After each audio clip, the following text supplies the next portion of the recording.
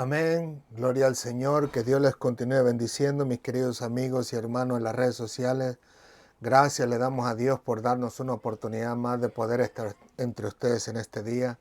Permite el Señor en su misericordia que todos y cada uno de nosotros nos encontremos bien, con salud, con fortaleza de parte de nuestro Dios.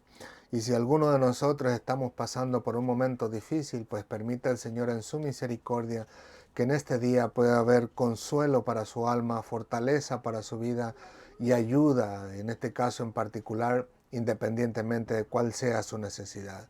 Pero que de antemano le damos gracias a Dios, porque si estamos aquí, gracias al Señor estamos con vida, estamos respirando una vez más, está el Señor dándonos una oportunidad más a que podamos estar tranquilos, gozosos, alegres y aunque estuviésemos incluso en algún error, en alguna equivocación, pues hoy es un día más, una oportunidad más que Dios nos da para poder estar a cuentas con Él. Porque el Señor dice en su palabra que nuevas son sus misericordias cada mañana. Así que nos aferramos a esa verdad y le decimos al Señor cada día, perdónanos Señor y ayúdanos a seguir adelante. Y el Señor en su amor, en su misericordia, en su bondad, con la humanidad, nos concede ese perdón en Cristo Jesús para que todos y cada uno de nosotros volvamos a empezar una vez más un día nuevo con el gozo y la alegría de nuestro Dios en nuestra vida. Amén. Así que, ¿qué les parece si oramos y le damos gracias a Dios en esta tarde? Y le pedimos que nos ayude, como siempre, que Él sea el Maestro por excelencia, que sea Él hablando a nuestra mente, a nuestro corazón, a nuestro subconsciente, y que Él sea el que nos da la ayuda y la fortaleza y el valor para poner en práctica todas y cada una de las cosas que Él nos enseña a través de su palabra. Oramos, mis hermanos. Señor, te alabamos, te bendecimos, te glorificamos. Gracias, Señor mío y Dios mío, por darnos una oportunidad más de poder estar aquí. Estamos gozosos, contentos, alegres, porque tú has sido misericordioso con nosotros. Nos has perdonado nuestros pecados en Cristo Jesús. Nos has lavado con su sangre para la gloria de tu nombre y te agradecemos de todo corazón toda aquella compasión que tuviste para con nosotros, sabiendo que ninguno de nosotros tiene o tuvo la oportunidad de comprar el cielo con nada de lo que pueda tener en esta vida, Señor. Pero que tú en tu misericordia a través de tu Hijo Jesucristo nos otorgaste la oportunidad de poder ser salvos eternamente e ir a tu presencia por la eternidad. Gracias al sacrificio de nuestro Señor Jesucristo. A ti sea siempre toda la gloria, la honra y la alabanza, Señor. Como siempre, amado mío, te rogamos que en este día seas tú el Maestro por excelencia, que seas tú enseñándonos a todos nosotros, que aún mientras enseñamos nosotros mismos, Señor, podamos ser instruidos por ti, dirigidos por ti, Señor, que tú siempre puedas hablar a nuestra vida, a nuestra mente, a nuestro corazón, redarguirnos de pecado, ayudarnos a entender y comprender las cosas incomprensibles para nosotros y que sea tu nombre grandemente glorificado en la vida de todos y cada uno de nosotros. Sobre todo, Señor, te rogamos que siempre tú puedas en tu misericordia buscar un espacio para ayudarnos a poder estar a cuentas contigo en todo momento, sabiendo que tarde que temprano, Señor, cerraremos nuestros ojos y ya no estaremos más aquí en esta tierra, pero anhelamos abrirlos en tu presencia y estar contigo por la eternidad, alegrándonos y gozándonos con todos aquellos que ya en este momento están contigo, alegrándose y gozándose para la gloria de tu nombre. Gracias, Padre amado, en el nombre del Padre, del Hijo y del Espíritu Santo. Amén, amén y amén. Gloria al Señor. Una vez más, mis queridos amigos y hermanos en las redes sociales, siéntanse bienvenidos. Que el Señor les bendiga grandemente y permita el Señor en su misericordia que esta su palabra pueda ser de gran enseñanza para sus vidas como lo ha sido para la mía. Amén. Así que hoy estaremos hablando acerca de discípulos de Moisés, que es a lo que estos líderes religiosos apuntaban o hablaban, insinuaban y querían dar a entender, ¿no? Así que, ¿qué les parece si nos vamos a la palabra del Señor para que podamos tener una mejor comprensión? Y vamos a leer desde el versículo 26 al 28, aunque en realidad el versículo de enfoque de hoy en día será el versículo 28, pero para poder enlazar bien la clase de hoy en día, necesitamos, como siempre, regresar a los versículos anteriores o incluso en algunas ocasiones posteriores para poder entrar en contexto. Amén. Así que dice así la palabra del Señor, en nombre del Padre, del Hijo y del Espíritu Santo. Amén, amén y amén. Gloria a Dios. Dice, volvieron a decir, o más bien podríamos decir, le volvieron a preguntar. Las preguntas fueron estas. ¿Qué te hizo? ¿Cómo te abrió los ojos? Él les respondió, ya os lo he dicho y no habéis querido oír. ¿Por qué lo queréis oír otra vez? ¿Queréis también vosotros haceros sus discípulos? Y le injuriaron y le dijeron, tú eres su discípulo, pero nosotros discípulos de Moisés somos. Y como le dije, el versículo clave de esta tarde es el 28, el cual dice así, y le injuriaron y le dijeron, tú eres su discípulo, pero nosotros discípulos de Moisés somos. De ahí el título de esta clase en esta tarde es discípulos de Moisés. Gloria al Señor. Como nosotros podemos ver, mis queridos amigos y hermanos en las redes sociales, todavía nos encontramos en este momento donde aquel que había sido sanado por nuestro Señor Jesucristo había sido cuestionado por los líderes religiosos, por los fariseos. Ya había habido un momento oportuno donde hubo alguien que les explicó a ellos qué es lo que había sucedido. Piden que venga este hombre se les hace saber incluso cómo Jesús le había abierto los ojos. Al final de cuentas llaman a sus padres para comprobar si verdaderamente este hombre estaba diciendo la verdad. Al final de cuentas los padres responden afirmativamente que era el hijo de ellos, que había nacido ciego, pero igual negaban o más bien no querían echarse el compromiso de decir quién era el que le había abierto los ojos. Y al final de cuentas terminan diciendo, pero ¿quién le abrió los ojos o cómo se le abrieron los ojos? Pues no lo sabemos. Y como dice la escritura, dice que eso dijeron porque tenían miedo, ya que los judíos habían acordado que si pudiéramos decirlo así, el que avalara a Jesús como enviado de Dios, pues iba a ser expulsado de la sinagoga, y de las cuales son cosas que hablamos en las clases pasadas. Una vez más, a pesar de tener la prueba ya en sus manos de que verdaderamente Cristo era aquel hombre que le abrió los ojos, con todo y eso sabemos que su corazón seguía cerrado, y al final de cuentas traen al hombre de nuevo y le preguntan una vez más, ¿qué fue lo que te hizo?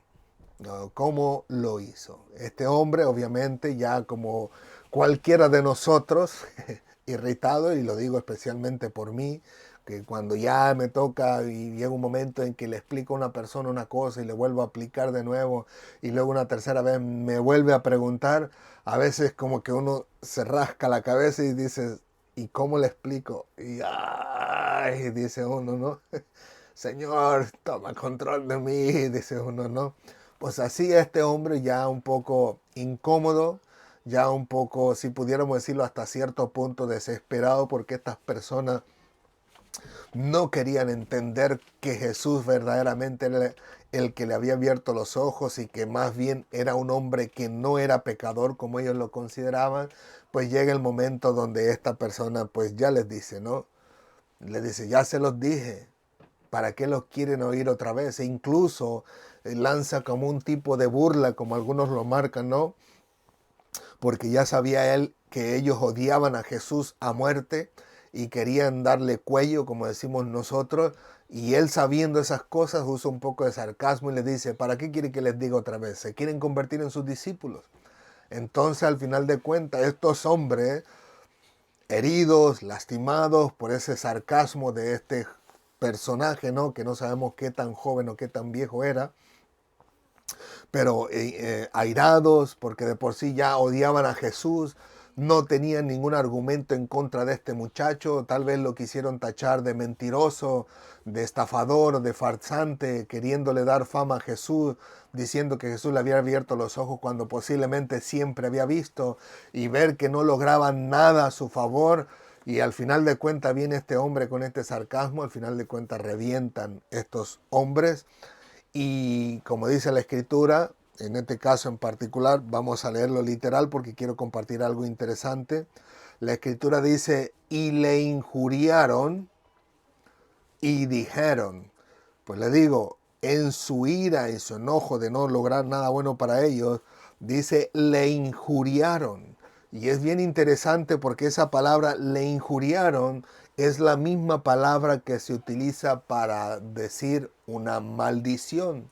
Y de hecho, si no mal recuerdo, me parece que yo lo vi en la Biblia del Oso, 1800, no recuerdo cuánto, decía ahí en su idioma en aquellos tiempos, decía, le maldijeron, aunque en esta ocasión usa la X, le maldijeron, e incluso me parece que también escuché que la Biblia Vulgata Latina de, me parece, 1900-1877, ahí también dice la palabra y le maldijeron y le dijeron. O sea que para nosotros es bien interesante poder entender porque le injuriaron puede ser algo tan sencillo para nosotros como hacerle una mala cara, ¿no? Y hacer mal gesto mientras le decían lo que tenían que decirle.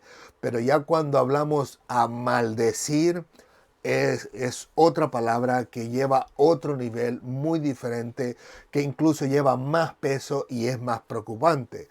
Porque no es lo mismo decirle yo a mi hijo con enojo y con ira, oh, tú esto, tú aquello, tú el otro, a decirle con maldición, tú eres esto, tú eres aquello, tú eres aquello otro. Porque ya cuando va con maldición, estamos hablando que desprecio, que odio a mi hijo, que deseo incluso, como decimos a veces, deseo verlo muerto, desaparecido, que nunca más esté por la tierra o que nunca hubiera existido en esta tierra. O sea, estamos hablando que es una palabra bastante fuerte, que llama la atención y que a simple vista con la palabra le injuriaron no se echa a ver ese enojo, esa ira, esa falta de perdón, si pudiéramos decirlo así, porque Jesús en ningún momento le hizo nada en contra de ellos, excepto decirles la verdad, y obviamente a nadie nos gusta que nos digan la verdad, pero sentirse ofendidos a tal grado que desearan la muerte de Jesús, pues lo lleva a que incluso este hombre que ellos querían de alguna forma u otra que declarara que era una farsa y que Jesús no era el que le había sanado y no lograr nada, pues también se lo echan en el mismo paquete y se va Jesús y se va este juntamente con él, ¿no? Pues le digo, utilizan esa palabra, estas Biblias, y la cual dice, y le maldijeron y le dijeron. Según algunos comentaristas dicen, la maldición fue esa, el decirle, tú eres su discípulo. Así que, aunque para nosotros no suena como una maldición verdaderamente, ¿no? O algo que llevara mucho peso, pues en aquellos tiempos, según ciertos comentaristas, ¿no? Porque ellos hablan y dicen, eh, acuérdense que en aquellos tiempos Jesús era una persona que lo tenían como loco. Y ya vimos algunos versículos, incluso muchos de nosotros hemos leído varios versículos en la Biblia donde lo tachan como loco, como una persona no agradable entre la sociedad porque se juntaba con los pecadores, comía con los pecadores y los publicanos.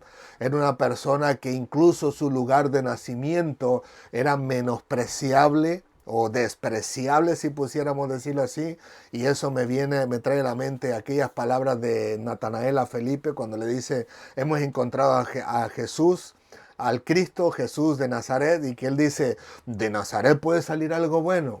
O sea, noten que aún cualquier persona tenía por menosprecio la ciudad de Nazaret, no digamos en este caso los líderes religiosos. Pues le digo, para Jesucristo era todo eso y mucho más todavía. Y al final de cuentas, como le digo, era una persona no digna de seguir.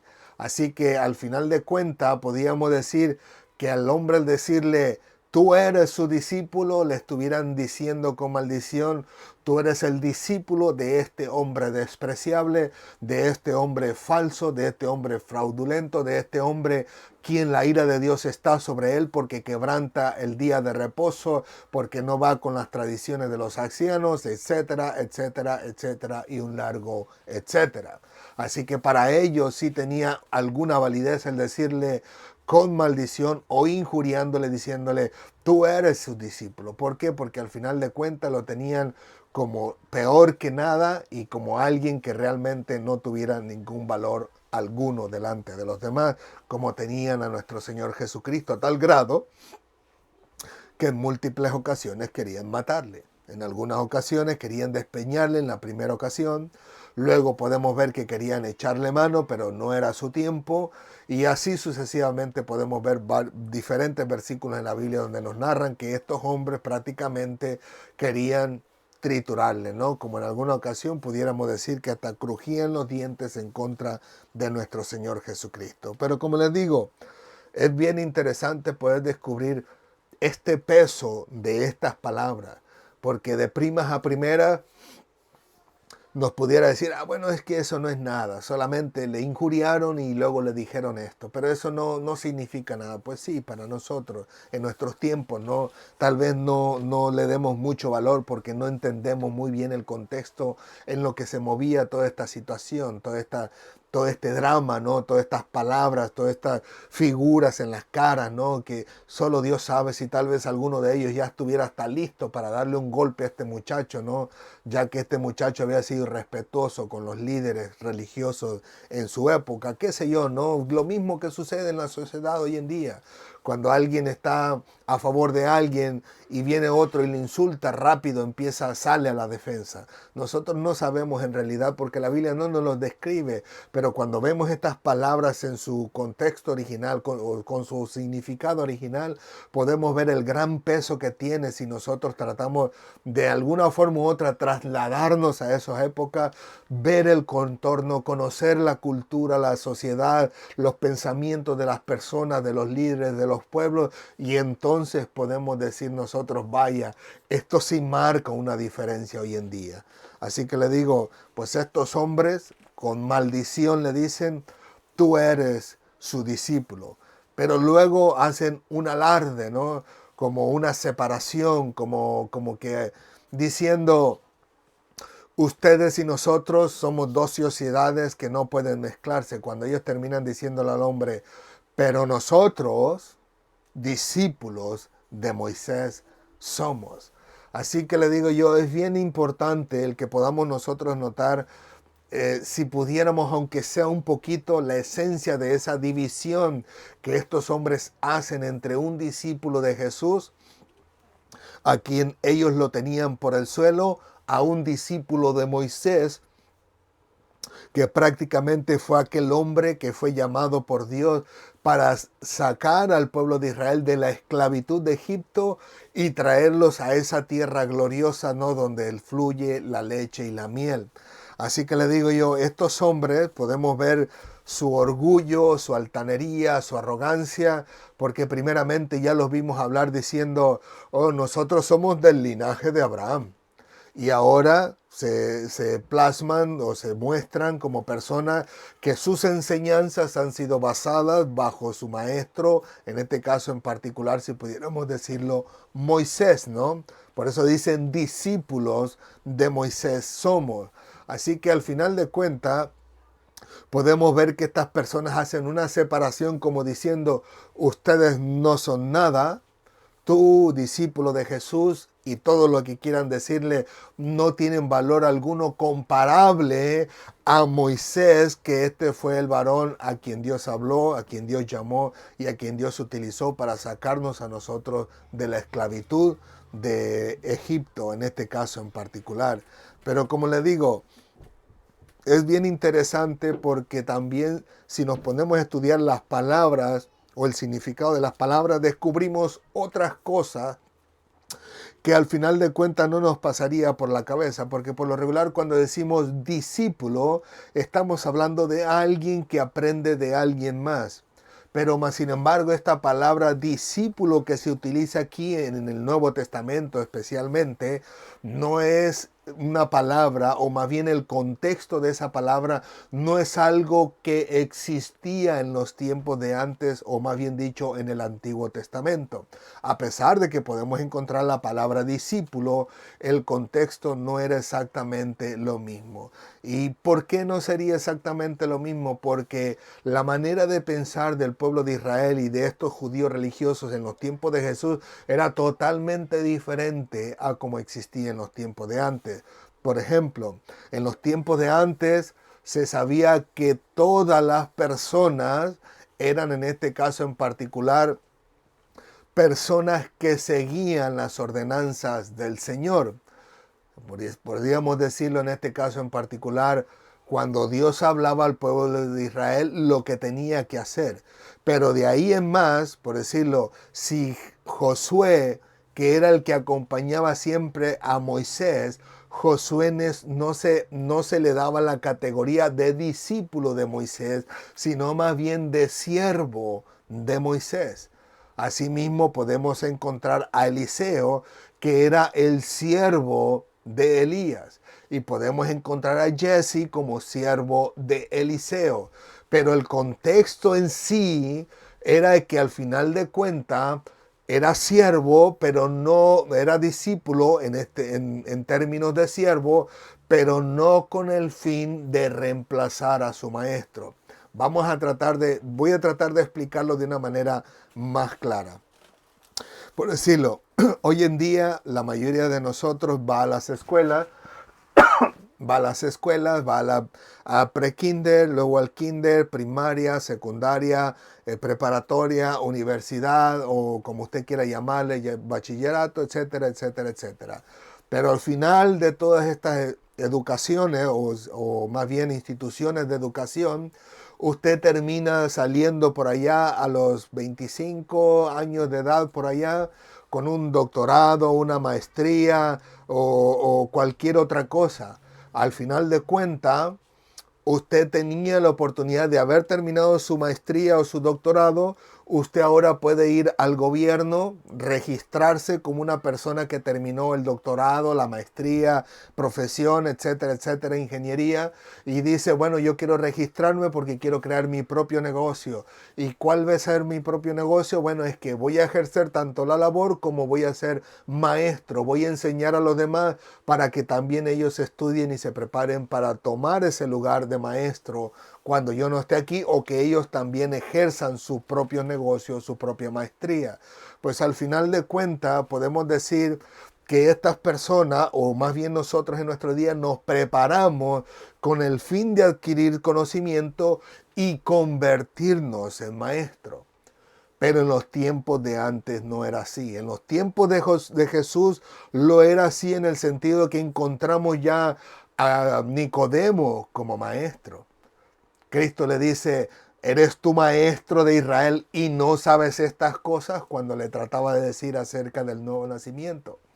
Y qué interesante que Nicodemo vino a él de noche, a pesar de que pudiéramos decirlo así, él era el maestro dentro del pueblo de Israel, que era el que le iba a enseñar a los demás. Él se presenta a Jesús de noche, algunos dicen posiblemente por vergüenza. ¿Por qué por vergüenza? Porque siendo él el que debería de conocer todas las cosas, porque era el maestro de Israel, viene y se presenta de noche a uno que tienen como un don nadie, que era nuestro Señor Jesucristo, a preguntarle algo que él no sabía. Así que les digo, era para ellos imposible que alguien pudiera presentarse de día con la actitud y los pensamientos con que se presentó Nicodemo a Jesucristo de noche, porque sería para ellos una ruina, si pudiéramos decirlo así, una vergüenza, y que nadie más iba a querer arrimarse a ellos porque iban a decir, bueno, estos no entienden nada entonces. Incluso hubo personas que llegaron a decir, oh, Jesús habla como con autoridad, no como los escribas, o sea, como que los escribas decían, bueno, como nosotros hoy en día, ¿no? Yo creo, yo pienso, me imagino, rabino, tal vez, a lo mejor, etcétera, etcétera, ¿no? Así que ya de por sí la gente empezaba a notar la diferencia entre Cristo y aquellos maestros de la palabra del Señor, los maestros de la ley. Y ellos decían, ¿qué pasó aquí? Pero imagínense que ahora vengan los religiosos de día a Cristo, es decirle, maestro, enséñanos. Entonces el pueblo de Israel, bueno, pues y entonces si esto tiene que ser enseñado, ¿qué podamos esperar nosotros de lo que recibimos de ellos todo este tiempo que estamos aquí? Así que le digo, al final de cuentas, estas personas se preparaban con el fin de ejercer la maestría después de que ellos terminaran sus cursos eclesiásticos, como usted quiera decirle, ¿no? O clases espirituales, si pudiéramos decirlo así, recibidas de todos estos personajes como lo fue Gamaliel para el apóstol Pablo. Pero en los tiempos de antes, yo pregunto, si Dios enseñó a Moisés para que Moisés enseñara al pueblo, ¿quién de ellos se creería lo suficientemente inteligente o capaz para retener todas las cosas con tal de decir, bueno, ya no necesitamos a Dios que nos enseñe? Ninguno, ni Moisés mismo. O sea, Moisés mismo tenía que seguir siendo enseñado a pesar de todo ese tiempo que pasó con el Señor y que todo ese tiempo el Señor ya le había dado la ley en este caso, de nuestro Dios, en aquel monte donde ya lo tenían por muerto el pueblo de Israel, donde le da los estatutos y los mandamientos para los levitas, el templo y todo lo demás, los sacrificios. Con todo y eso, Moisés terminó siendo enseñado. ¿Por qué? Porque cuando Dios le había dicho, toca con tu vara la piedra, la roca para que les dé agua, Moisés termina dándole de golpes, no glorifica al Señor y el Señor ahí le enseña y le dice, por cuanto no glorificaste mi nombre, tú tampoco entrarás en la tierra prometida. Así que le digo, podemos ver en este caso en particular que no hay ningún ser humano que pueda tomar el lugar del maestro por excelencia. Y lo estamos hablando en el Antiguo Testamento, pero que también lo vamos a ver en el Nuevo Testamento. Yo entiendo que Dios puso unos maestros, a otros apóstoles, a otros profetas, y de ahí sucesivamente todo lo demás. Pero con todo y eso, a pesar de que el Señor nos da la oportunidad de tener el Evangelio en nuestras manos para emprender, comprender al Señor y vivir bajo su voluntad y al final de cuentas compartirlo con los demás, eso de todas maneras no nos da el título de que tomemos el lugar de nuestro Maestro. Por ejemplo, en este caso en particular, podemos ver que Cristo les enseñó a los discípulos y les dijo que fueran y predicaran a todo lugar haciendo discípulos, enseñándole todas las cosas que Él les había ordenado. Pero yo pregunto, muerto Cristo, ¿quién tomó su lugar?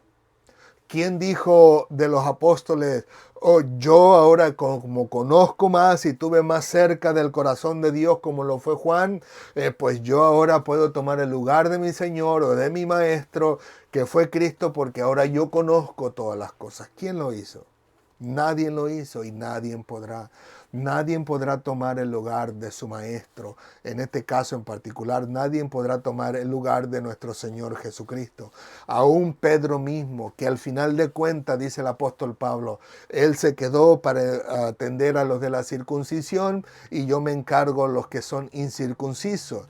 Con todo y eso, el Señor fue el que le dijo a Pedro, apacienta a mis ovejas. Ya cuando él, es posible que ya en su corazón pudiera haber dicho, el Señor de aquí ahora sí que ni me perdona porque cometí el pecado más grave que jamás alguien pudiera hacer, que es negar al Señor, al Salvador del mundo, no solamente el Salvador nuestro de Israel, sino del mundo entero. Pues ahora sí me quedé totalmente perdido. Pero más sin embargo el Señor le dice, Moisés, apacienta mis abejas, apacienta mis corderos.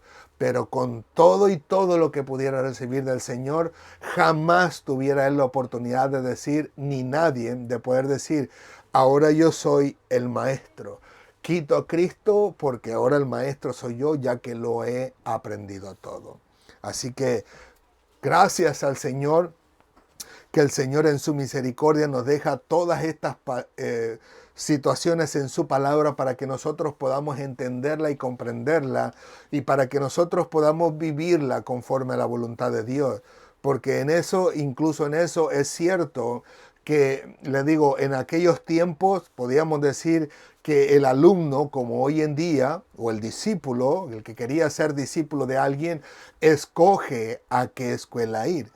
Entiendo que hay unas universidades que dicen, bueno, es que no llegas al estándar, no puedes entrar ahí. Pero de ahí en más, sabemos que si yo quisiera ir a una escuela a 1 milla de mi casa, yo puedo ir a la escuela si yo lo deseo. Si yo quiero ir a la escuela que está al lado de mi casa, puedo yo escoger esa escuela si quiero. O si quiero irme a otro estado, a otro país, a coger otras clases, pues yo me voy a aquellos lugares porque yo soy el que escojo la escuela a la cual yo quiero someterme como discípulo. Y esos eran los pensamientos en los tiempos de Jesús. Pero en los tiempos de Dios en el Antiguo Testamento no era así. Era Dios quien escogía al discípulo, si pudiéramos decirlo así. Era Dios quien escogía a su siervo. Y si nos vamos al Nuevo Testamento, ¿qué dice Cristo? Vosotros me escogisteis a mí. No lo dice así. Él dice, vosotros no me escogisteis a mí.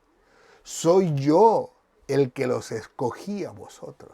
Por eso le digo, esta palabra de discípulo es algo que existe en el Nuevo Testamento, el contexto de lo que estamos hablando, pero ese mismo contexto no existía en el Antiguo Testamento y obviamente podemos decir que no existe en el corazón de nuestro Señor Jesucristo. Por eso Él le dice, yo soy el que los escogí a vosotros. Ninguno de nosotros puede escoger a Dios. De hecho, nuestro corazón es tan malo y perverso que lejos de escoger servir y vivir para Dios y someternos a Él como discípulos, lo primero que hacemos es tener a Satanás como nuestro maestro y como nuestro Señor. ¿Por qué? Porque al final de cuentas no nos sometemos a lo que el Señor nos enseña a nosotros como discípulos, me refiero al mundo entero, sino que escogemos lo que Satanás nos enseña a través del mundo. Por eso hubo una época en mi vida, en mi niñez, en mi juventud, donde yo fui adúltero, fornicario, perdón, adúltero, bueno, sí, no, me convierto en adúltero, ¿no? Al estar con una persona ya casada, adúltero, fornicario, drogadicto, borracho, mentiroso, ladrón, asistía a los brujos y todo lo demás, porque fue lo que Satanás nos enseñó a nosotros aún desde nuestra niñez. Pues al final de cuentas le digo yo, lejos de querer decidir nosotros servir al Señor y vivir para el Señor, escogíamos más bien servir a Satanás. Así que le digo yo, de esta manera podemos ver que el discípulo, el verdadero discípulo, es totalmente diferente a lo que nosotros pensamos. Por decirlo así, el ser discípulo no es en la manera en que nosotros decimos adquirir el conocimiento para convertirnos en maestros, sino más bien todo lo contrario. El verdadero discípulo adquiere el conocimiento de la palabra de Dios, aprende del conocimiento de la palabra de Dios y aplica y vive en su vida ese conocimiento que adquirió del Señor. En otras palabras, no se convierte en maestro, se convierte en servidor.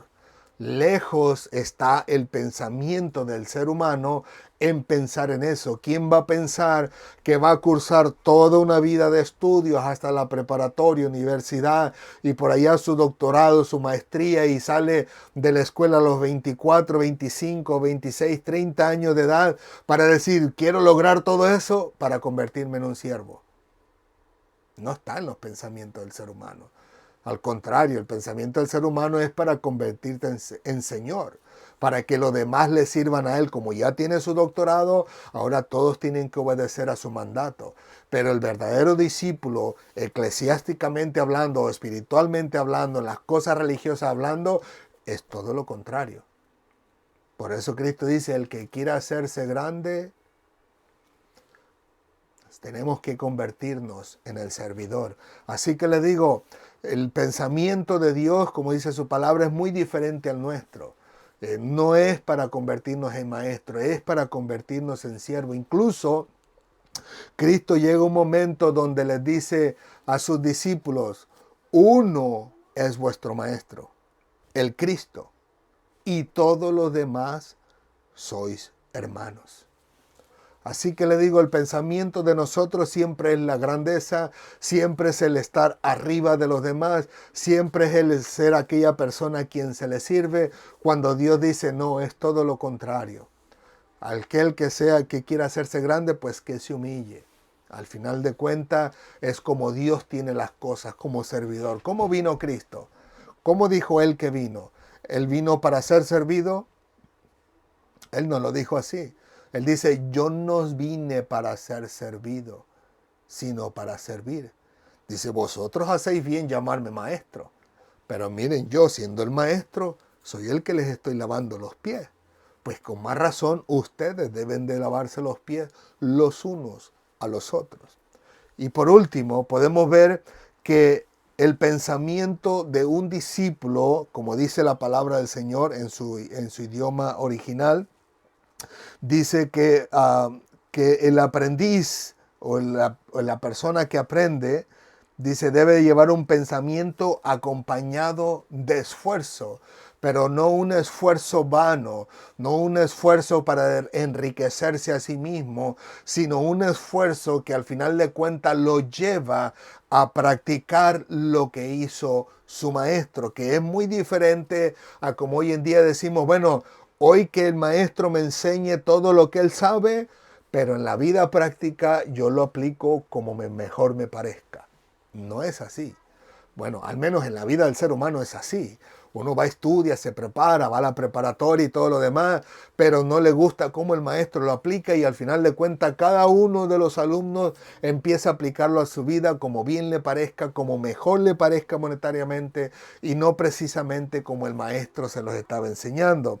Ahora bien, una de las cosas bien interesantes es que un discípulo no es meramente uno que aprende, sino un partidario, de lo cual nos lleva a lo mismo, que un discípulo no es precisamente aquel que aprende y recibe conocimiento del maestro. Por ejemplo, discípulos o alumnos se encuentran en todas las escuelas, pero al final de cuentas el verdadero discípulo no es aquel que solamente adquiere conocimiento y después no hace nada con él, sino más bien aquel que vive lo que él está aprendiendo.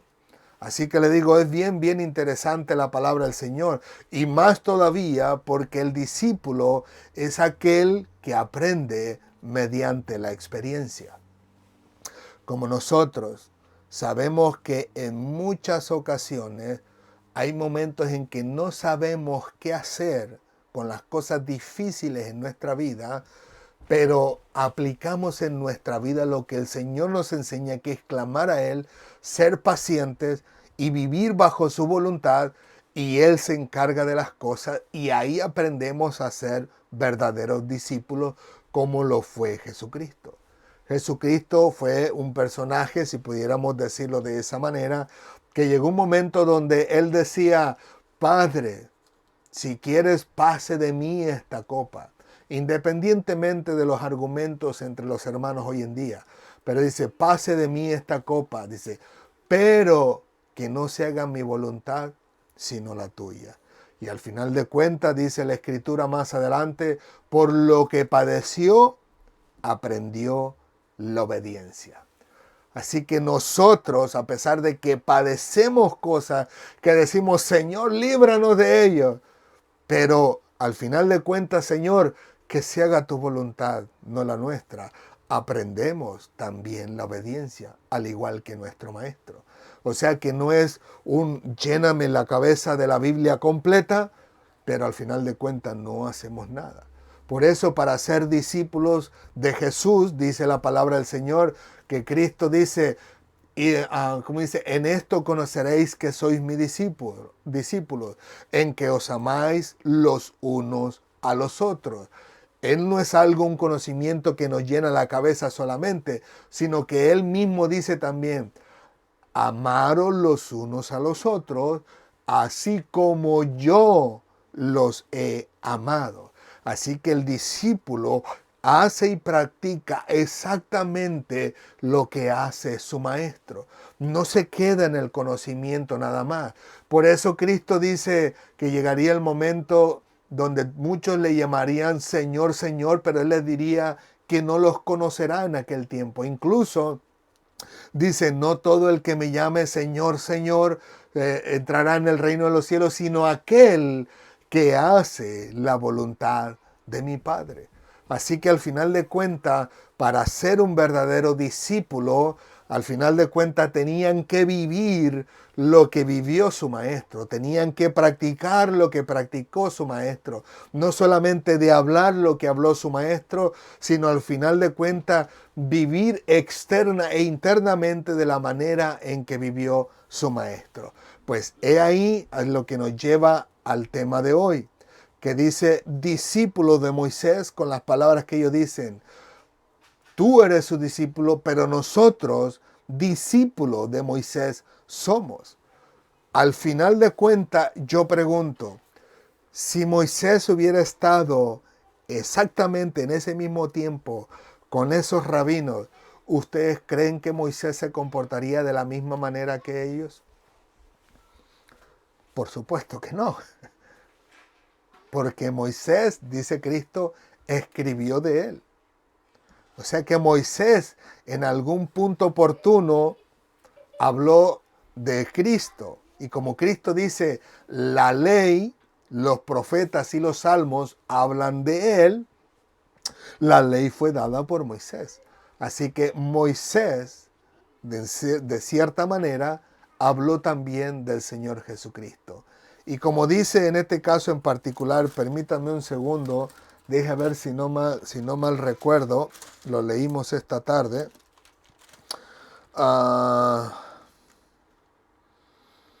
Del Juan, en el capítulo 5, como dice así el Señor Jesucristo, versículos 45 al 47, dice así, no penséis que voy a acusaros delante del Padre. Cristo le dice, no se preocupen, yo no los acuso.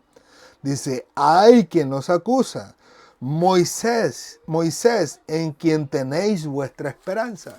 Noten que ellos decían, discípulos de Moisés somos, como parándose el cuello y diciendo, aquí hay una separación, nosotros somos discípulos de Moisés y tú eres discípulo de ese don nadie en que nadie quiere y que queremos darle cuello.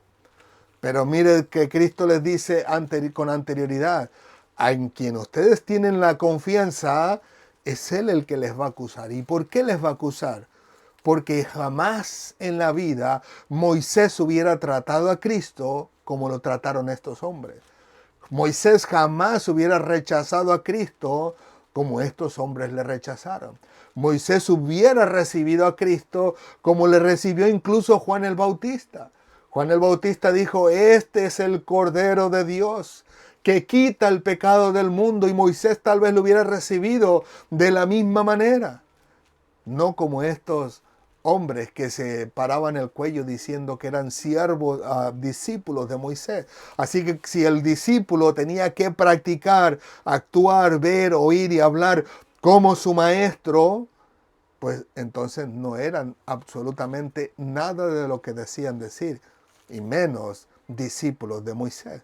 Porque cuando menos, si pudiéramos decir que Moisés tuvo que ser enseñado al final, dentro de lo que cabe, sirvió al Señor con todo su corazón.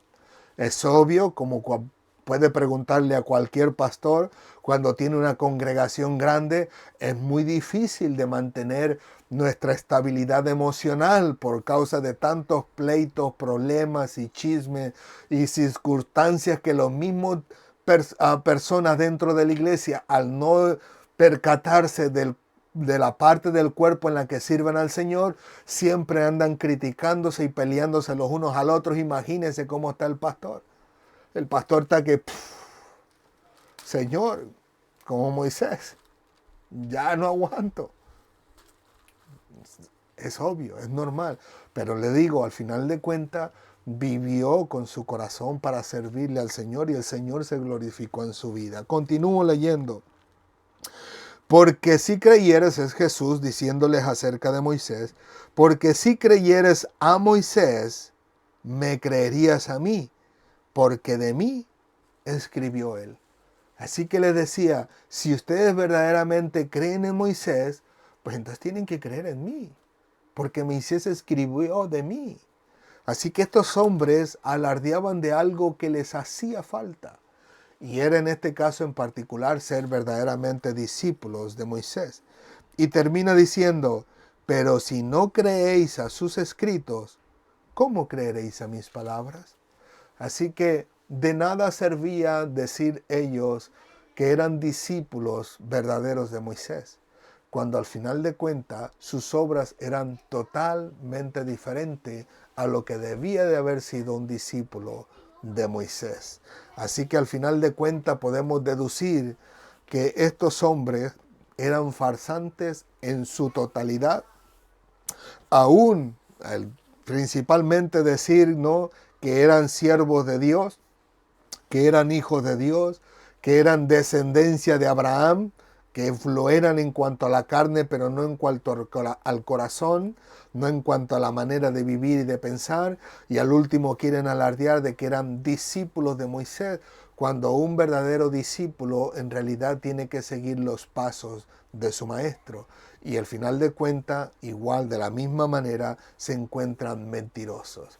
Como ellos no podían encontrar ninguna mentira y ninguna falsedad contra este hombre que había sido ciego y que Jesús le había abierto los ojos y le había dado la vista, al final de cuentas, en su enojo, en su ira, en su ardor, por no poder lograr nada, por no poder combatir este espíritu de sabiduría que Dios, en cierta forma, pudiéramos decirlo así, lo puso en este hombre para hablar con estos personajes, y que de ello habla más adelante Jesús, ¿no? Cuando Jesús le dice a sus discípulos, no penséis qué vais a decir cuando los lleven ante los gobernantes, porque yo les diré en aquella hora, en aquel momento, en aquel instante, lo que han de decir. Incluso dice el Espíritu Santo en aquel momento, en aquella hora, les pondrá, les dirá lo que deben decir en aquellos momentos. Y aquí lo podemos ver vivido.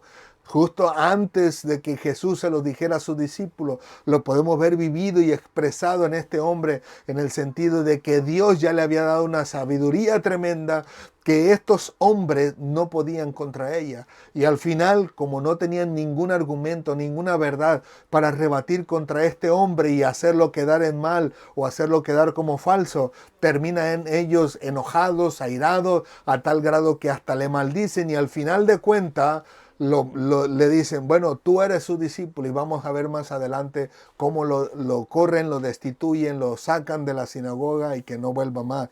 Pero es precisamente por eso, porque al final de cuentas solamente dicen, pero no hacen absolutamente nada que sea agradable delante del Señor.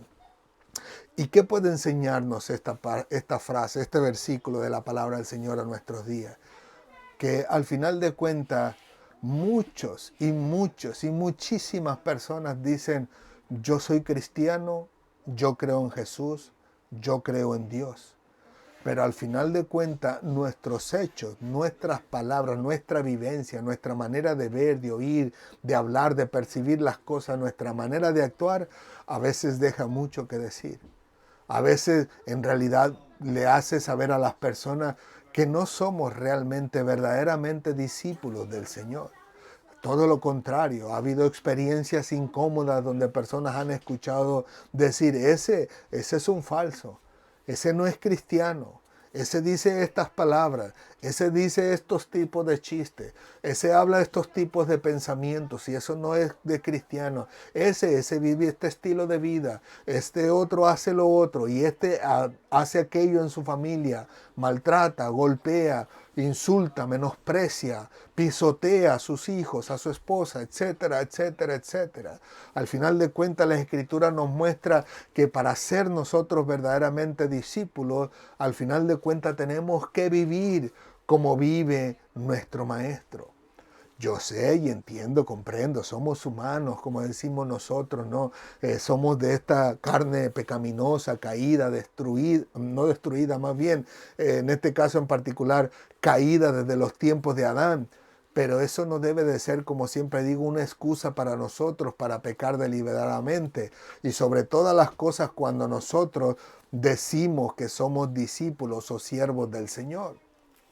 Digo, yo comprendo que vamos a tropezar, vamos a pecar contra Dios, vamos a pecar contra algún hermano, pero que eso no se quede ahí haciendo crecer esa maldad en el corazón del hermano.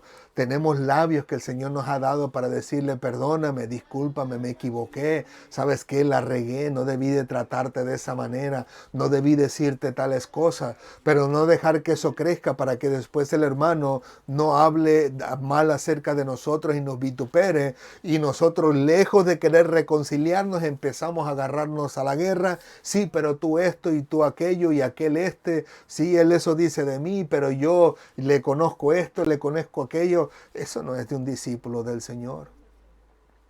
Yo sé que el Señor habló acerca de los fariseos, pero no todos en la iglesia somos fariseos. La gran mayoría en la iglesia somos hermanos, somos cristianos, con diferencia. Como yo hablaba el otro día en mi iglesia, en una reflexión, y decía, debemos de aprender a reconocernos como cuerpo del Cristo y que todos vamos a ser diferentes. Sí, va a haber alguien que es igual a nosotros, pero es posible que esté uno nada más en nuestra iglesia igual a nosotros en pensamiento, tal vez dos. Pero de ahí en más, todos los demás son otros miembros en el cuerpo de Cristo, pero todos tenemos el mismo objetivo. Todos vamos al mismo fin, al mismo blanco, que es amar a nuestro Dios con todo nuestro corazón, con toda nuestra alma, con todas nuestras fuerzas y con toda nuestra mente. Y amar a nuestro prójimo como a nosotros mismos. Y en ese amor a Dios y en ese amor al prójimo, predicamos el evangelio de salvación en Cristo Jesús para que ellos también puedan ser salvos. Nosotros lo hacemos por amor al Padre y obviamente no podemos amar al Padre, como dice la Escritura, sin amar al prójimo, porque al final de cuentas nos hacemos mentirosos. Pues en ese amor al prójimo les predicamos la palabra del Señor, o le predicamos el evangelio de la salvación. Pero de ahí en más, todos llegamos a ese punto de una manera diferente. Y yo decía, el ojo de una forma ayuda a ver para que los pies sepan por dónde caminar. Pero no puedo caminar con el ojo, ni con la nariz, ni con los labios, ni con las orejas, ni con ninguna otra cosa. Pudiéramos arrastrarnos con la espalda, pero el ojo no está capacitado para eso. Así que al final de cuentas tenemos que reconocernos dentro de la iglesia y que no todos somos fariseos, somos el cuerpo de Cristo y no puedo obligar a mi hermano, que es la oreja y yo los pies, a caminar como yo, porque con orejas no vas a caminar. Yo como mano en el cuerpo de Cristo no puedo obligar a mi hermano que es ojo a agarrar las cosas con esa fuerza o golpear las cosas con esa fuerza, porque sé que él se va a lastimar porque él es ojo. Así que al final de cuentas le digo yo, permita el Señor que podamos reconocernos como cuerpo dentro del Cristo y que al final de cuentas reconozcamos que no todos son fariseos y todos vamos a tener fallos, todos vamos a equivocarnos, pero todos tenemos la habilidad de parte de Dios de reconciliarnos los unos con los otros, en el sentido de que no dejamos que eso crezca en los demás hermanos. Y le digo, reconozco que vamos a equivocarnos, que vamos a pecar, pero he ahí, como dice la palabra del Señor, que el Señor está presto para que cuando nosotros vayamos ante Él de rodillas y le pidamos perdón, Él nos perdona para que vivamos una vez más la palabra del Señor en nuestras vidas. Y como le digo, el Señor ciertamente no tuvo que pedirle perdón a nadie. Y nosotros como buenos discípulos del Señor sí tenemos mucho que pedirle perdón a Dios, pero a pesar de que el Señor no pidió perdón a nadie, sí llegó un momento oportuno donde Él dijo, Padre, perdónalos porque no saben lo que hacen. No pidió perdón por sí mismo porque Él no pecó, como dice la Escritura, en ningún sentido, independientemente de la manera diferente que piensen mis otros hermanos. Pero le digo, al final de cuentas, nosotros como buenos discípulos del Señor tenemos que vivir como Él vivió. Y nosotros, así como Cristo pidió perdón por nosotros, nosotros también podemos pedirle al Señor que perdone a aquel que nos ofende a nosotros. Así que al final de cuentas podemos concluir en eso, en que la palabra del Señor nos enseña a nosotros de que no deberíamos de pensar, o más bien de vivir el estilo de vida que vivían estos fariseos, diciendo que eran discípulos de Moisés, pero hacían todo lo contrario porque querían matar a Jesucristo. Yo sé que ninguno de nosotros quiere matar a su hermano, ¿o sí? Pues a eso me refiero, a que en este caso en particular, nosotros como fieles discípulos del Señor aprendamos a pedirle a Dios que nos ayude a vivir ese estilo de vida que Él desea que vivamos y que Él vivió estando aquí en la tierra. Amén. Así que, ¿qué les parece si le damos gracias a Dios y le pedimos al Señor que nos ayude a ser verdaderos discípulos? No discípulos que adquieren el conocimiento aquí y tienen una Biblia completa aquí y la sabemos de memoria tal y cual, pero al momento de aplicarla en nuestras vidas, ni sus luces. Como Cristo le dijo a sus seguidores en un momento oportuno, y le dijo: todo lo que ellos les digan que hagan, hacedlo, pero no hagáis como ellos, porque ellos dicen, pero no hacen. Incluso en una ocasión dice, ponen cargas pesadas sobre los hombros de los hombres y no la pueden llevar de lo pesado que es, pero ellos ni con un solo dedo quieren moverlo. Gloria al Señor. ¿Qué les parece si oramos a nuestro Dios y le pedimos que nos ayude a vivir como verdaderos discípulos, amándonos los unos a los otros, procurándonos los unos a los otros, prefiriéndonos los unos a los otros, como dice la Escritura, perdonándonos los unos a los otros y en este caso en particular, viviendo bajo la voluntad de nuestro Dios? Oramos. Señor, te alabamos, te bendecimos, te glorificamos. Gracias por tu amor y tu misericordia. Gracias por tu bondad y tu verdad. A ti sea toda la gloria, la honra y la alabanza en Cristo Jesús por los siglos de los siglos. Ayúdanos, Padre. Sabemos que somos seres humanos. Sabemos que nos equivocamos, que cometemos errores, que cometemos pecado contra ti y pecamos a veces contra nuestros hermanos. Pero una vez más clamamos a ti, a las misericordias nuevas que son cada mañana para la gloria de tu nombre.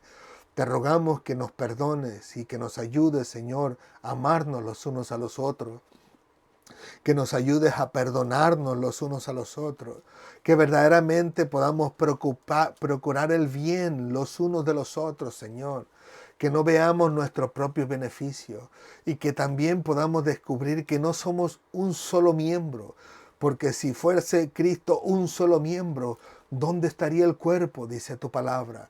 Que aprendamos a reconocer que somos miembros diferentes los unos de los otros, cada uno con el propósito bello y específico que tú tienes para todos y cada uno de nosotros.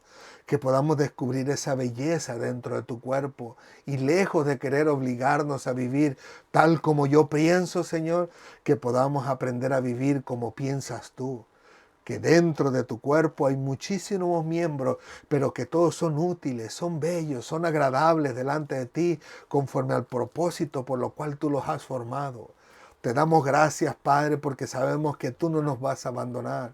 Tú no nos abandonas, Señor. Tú no nos dejas por un lado tirado como algo que desechas cuando ya no te sirva, Señor, como lo hacemos nosotros, sino todo lo contrario. Al ver que nosotros nos descarriamos o nos equivocamos o pecamos contra ti, tú siempre buscas la manera mejor posible para que nosotros podamos reconciliarnos contigo como lo hiciste con Pedro. Cuando Pedro posiblemente ya no tuviera esperanza en sí mismo, tú le dijiste: apacienta mis ovejas. Y le preguntaste: Pedro, ¿me amas? Apacienta mi cordero. Al final de cuentas fuiste tú el que los llamaste. Nosotros los seres humanos queremos ponernos como maestros cuando terminamos nuestra maestría, nuestro doctorado, pero eres tú quien nos pones a nosotros. Nosotros escogemos a las escuelas, a las instituciones, como lo hacían en tus tiempos, Señor. Pero eres tú el que nos escoges a nosotros. Eres tú el que nos ayudas a vivir para ti. Eres tú el que nos enseña y que dirige nuestros pasos. Todo eres tú, Señor, todo proviene de ti. Sé que nosotros pensamos de manera diferente y por eso te rogamos perdón, Señor, por todos los momentos posibles en los que hemos utilizado nuestra inteligencia y nuestro conocimiento a nuestro anhelo, a nuestro deseo y para nuestros propósitos y no conforme a tu voluntad y conforme al propósito que tú tenías para nuestra vida. Perdónanos, Señor, y ayúdanos. Ayúdanos a guardar ese respeto mutuo los unos a los otros, sabiendo, Señor, que de esa manera se va a mostrar que somos tus discípulos verdaderamente, mostrando que nos amamos los unos a los otros y nos apreciamos los unos a los otros. Gracias, Padre amado, te entregamos nuestra vida en tus manos para que corrijas lo deficiente, para que nos hagas saber en qué estamos fallando, en qué nos equivocamos, en qué verdaderamente nos hace falta ser tus discípulos verdaderos, Señor, y no unos discípulos que solamente adquieren conocimiento y para su propia gloria, sino todo lo contrario. Que seamos discípulos, que queramos glorificar tu nombre al convertirnos en siervos tuyos. Gracias, Padre amado. A ti te damos toda la gloria, la honra y la alabanza en Cristo Jesús por los siglos de los siglos. Amén, amén y amén. Gloria al Señor. Que Dios les continúe bendiciendo, mis queridos amigos y hermanos de las redes sociales. Una vez más, muchas gracias por estar con nosotros. Gracias por darnos la oportunidad de poder entregar a sus hogares, lugares de trabajo, en su oficina, donde quiera que usted se encuentre, en su propio negocio. Muchísimas gracias por esta oportunidad. Que el Señor les bendiga rica y abundantemente. Reciban de nosotros, como siempre, un fuerte y caluroso abrazo. Y como siempre, recuerden que Cristo les ama y nosotros también. Si Dios lo permite, nos vemos la próxima semana. Hasta pronto y que Dios les bendiga a todos. Adiós.